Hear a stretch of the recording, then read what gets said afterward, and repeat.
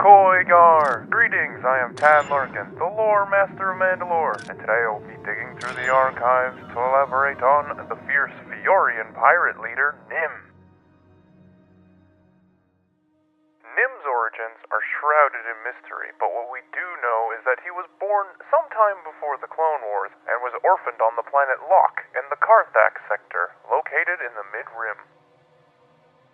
The city streets of Locke spaceports were a tough place to grow up for the young Nim, but he ultimately found a home amongst the pirates and brigands that frequented the area. Essentially being raised by the pirates, Nim learned all that he could from them and made himself out to be an excellent mechanic, capable pilot, and brilliant tactician. Apart from his technical skills, he had no shortcomings when it came to physical strength, even besting a mighty Trandoshan in the blood pits of Nar Shaddaa. Needless to say, Nim made quite a reputation for himself in the underworld, so he had no trouble assembling his own crew and plundering the hyperlanes between Locke and the core worlds. Unlike most pirates in the area, terrorizing and often damaging their targets, Nim sought to minimize the damage inflicted on his targets by relying on speed and effectiveness rather than brute force. 37 years before the Battle of Yavin, he was approached by a former Nubian Design Collective engineer, a Biff by the name of Jenkins, with hope that he would help him recover his prototype bomber that was rejected and shoved into storage. Nim agreed, and the two traveled to Nubia, where the prototype Skurg H-6 bomber was being stored, and they liberated it from its shackles. Jenkins couldn't bear to see his work rotting in a storage silo, and Nim took a liking to the bomber, so he rechristened it Havoc, and it would serve as his personal ship from then on.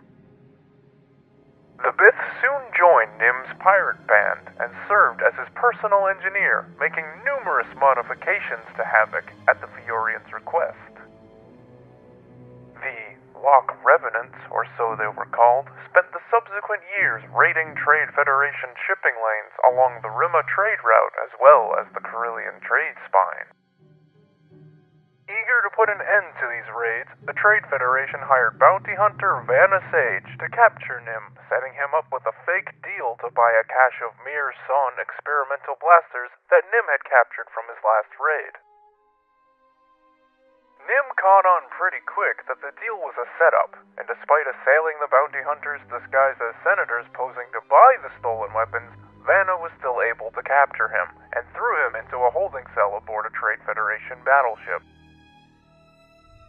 He was busted out when Jenkins and Cole posed as the galaxy-renowned torturers Merrick and Bavo, and together the three made it off the battleship and returned to Locke. Determined to get revenge on Vanna Sage, the only person who ever captured him, Nim awaited her on her space station, and when she returned from her own scuffle with the Trade Federation on Eos, decided not to kill her, as he may need her later, and locked her in the station's brig. We meet at last. Put the blaster down. Not before I take a good look at the only person ever put me behind bars. With the Havoc reclaimed, he returned to Locke, where he and the Revenant struck back against the Trade Federation, bringing down a supertanker, and while his men were busy recovering the cargo from the wreckage, Nim guarded them against the Vulture droid and Scarab fighter escorts. The Trade Federation would no longer tolerate these raids on their shipping lanes, and sent an invasion force to occupy Locke, as well as destroy Nim's base of operations for good. The first Battle of Locke resulted in the Revenant sacrificing their own base, detonating it to destroy an oncoming Trade Federation landing craft, and evacuating the planet. Seeking vengeance, Nim returned to the space station where he left Vanna Sage to enlist her help in attacking the droid foundry on Eos. However, upon returning, he also found Rhys Dalos, a Royal Naboo Starfighter pilot, as well as a Toydarian smuggler named Reddy. Dalos and Reddy wanted to take their fight to the Trade Federation for their own personal reasons, so they joined Nim and Sage in their assault on Eos. Using the Havoc's heavy weaponry and powerful ordnance, Nim was able to destroy the key buildings of the manufacturing facility, as well as the landing pads and orbital defense guns. Upon bugging out of Eos after their work was done, Dalos got word that the resistance groups on Naboo were preparing to mobilize against the Trade Federation occupation force, and he persuaded the others to help him aid his people, and Nim agreed to tag along too. The four attacked a convoy, bringing supplies to the blockade, and they recovered several stores of munitions, which they made a supply run to deliver to the resistance fighters, meanwhile harassing droid troops on their way. While Bravo Flight made their famous run against the droid control ship, Nim helped fend off the final waves of droid starfighters, and for his help he was offered many rewards from the Naboo nobility and even Supreme Chancellor Palpatine himself, yet he turned all of them down. Now on good terms with one another, Nim and Vana parted ways, and he returned to Locke, only to find a heavy Trade Federation presence there, and he was unable to drive them out without a proper crew, sadly. Vowing to one day free Locke from the Trade Federation's clutches, he traveled to the Bothan sector to look for work. 8 years later, Nim managed to get himself involved in a heist on Rhodia, and when that went south, an ambassador from Maramir, Lorelei Rowe, approached him, seeking help in ridding Maramir of the dreaded pirate Sol Sixa. With an offer of 50,000 credits, Nim reluctantly accepted the offer, with Maramir being in the Carthax sector and all, and he left Rhodia with Cole, Jenkins, and Janek, a Rhodian he was conspiring with on his heist. Upon entering Maramir space, Nim's Havoc was immediately identified as a threat, and swarms of vulture droids caused Nim to be late for his rendezvous, as well as alerting Sol Sixa and the Trade Federation commander to his presence. Nim was persuaded to temporarily leave his beloved Havoc for the Sunrunner, a repulsor lift-equipped sailing vessel common on Maramir, as he was advised not to go against Sol Sixa from the air. Sixa and Nim's ships finally clashed, not before the Trade Federation fired on both of them, and realizing the two had a common enemy, Sixa and Nim joined forces in an effort to finally drive the Trade Federation out of the Carthax sector. Nim made it very clear, however, that he was the one in charge. A few years later, Nim found himself in a quest to obtain the codes for an orbital prison station, in an attempt to free several key members of the Maramir resistance group. However, he encountered heavy resistance from swarms of vulture droid starfighters. Thankfully, help came in the form of Reddy and Jedi Master Adi Gallia, and they helped fend off the vulture droids long enough for Nim and his men to get the codes and bang out of there. At first, he was reluctant to trust Gallia, who had originally came to the Carthax sector to investigate illegal Trade Federation activity, but she persuaded him that he needed her help. Nim, the Revenants, Reddy, and Gallia soon moved on Station 1138, where they ran escort for the Liberator, and upon springing the Maramir resistance members from incarceration, they returned to Maramir to plot their next move.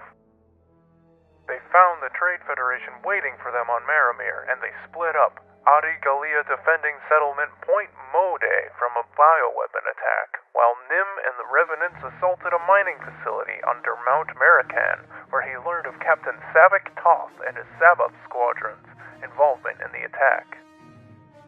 Upon saving Maramir, Nim led Adi Gallia and his forces to Nod Kartha to hit the manufacturing facilities producing the Trade Federation's new bioweapon, and after fighting their way through the orbital defenses, Nim led a commando strike on the shield bunkers protecting the base, and once those were destroyed, the Revenants were clear to destroy the plant.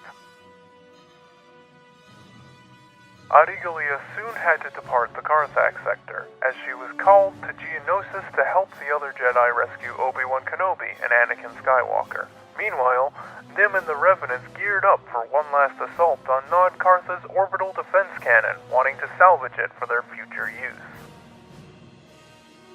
Despite the arrival of Sabbath Squadron, they managed to make off with the defense cannon, smuggling it to Cones, Locke's moon, and reassembling it after clearing Trade Federation defenses.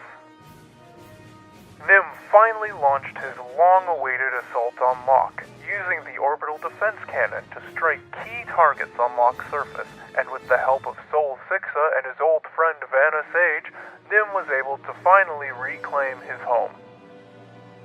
With the Trade Federation finally driven out of the Carthax sector, Nim and the Revenants learned that Savik Toth, who retreated from the battle earlier, took what was left of his Sabbath squadron and headed for Geonosis. After warning Galea, they themselves went to Geonosis to aid in Toth's defeat. From then on, Nim pretty much ran things on Locke, turning down Mace Windu's offer of being the commander of the Carthax sector, preferring to stay out of the Clone Wars conflict entirely, with his planet being independent. As the years went by and the Galactic Civil War erupted, Nim and the Revenants sympathized with the Rebel cause, leading them to attack Imperial trade and shipping, leaving the Rebel supply lines unharassed. However, they still expressed a desire to stay out of the war.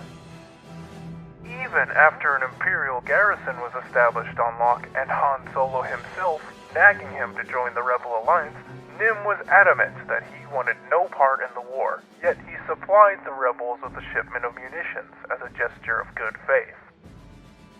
As for the Imperials, Nim struck a deal with them that they would not interfere with the Revenants' activities so long as they refrained from attacking Imperial shipping from then on.